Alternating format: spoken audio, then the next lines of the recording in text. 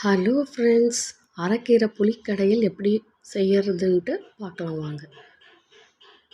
முதல்ல அரைக்கீரையை நல்லா ஆஞ்சி தண்ணியில் போட்டு மண்ணெல்லாம் எடுத்துட்டு நல்லா அலசி எடுத்து வச்சுக்கோங்க.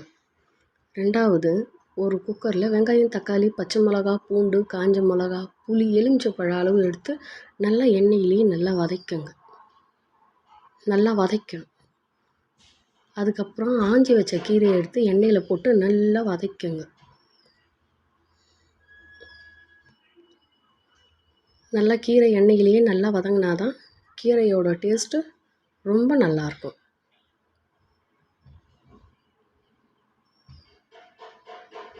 நல்லா கீரையை வதக்கி எடுத்துக்கின்னு குக்கர் மூடியை போட்டு ஒரு 2 விசில் வரட்டுன்ட்டு அப்படியே விடுங்க.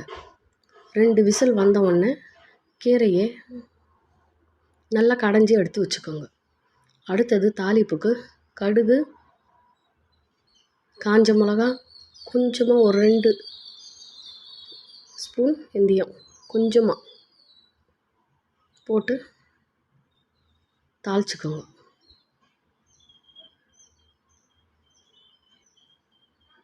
தாளிச்சுக்கின்னு கீரையை கொட்டி நல்லா தாளிப்பில் போட்டு கிளறுங்க. இதோட டேஸ்ட்டு ரொம்ப அருமையாக இருக்குங்க. நீங்களும் வீட்டில் செஞ்சு பாருங்கள். அரைக்கீரை கடையல் ரெடி.